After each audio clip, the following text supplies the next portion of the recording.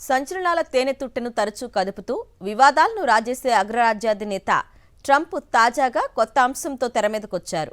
Ukraine యుద్ధాన్ని ఎలాగైనా ఆపుతారని అంతర్జాతీయ అంశాన్ని ఎత్తుకున్న ట్రంప్ హఠాత్తుగా దేశీయ రాజకీయ అంశంపై ప్రధానంగా దృష్టి సారించారు. పోస్టల్ ఓటింగ్ విధానం పూర్తి లోపభూయిష్టంగా తయారైందని, పోస్టల్ ఓటింగ్ కారణంగా భారీ స్థాయిలో మోసం జరుగుతుందని ట్రంప్ వ్యాఖ్యానించారు. అత్యంత వివాదాలకు కేంద్ర స్థానంగా నిలుస్తున్న ఓటింగ్ మెషిన్లను మూలకు పడేస్తానని అన్నారు.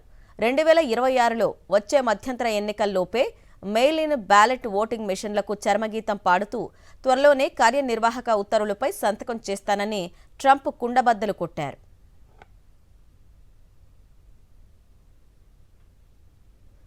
మెయిల్ ఇన్ బ్యాలెట్ విధానానికి ముగింపు పలికే ఉద్యమానికి సారథ్యం వహిస్తానని, ఖచ్చితత్వంతో లోపించిన అత్యంత ఖరీదైన వివాదాస్పదమైన ఓటింగ్ మెషిన్లను త్యజిద్దామని ట్రంప్ పిలుపునిచ్చారు.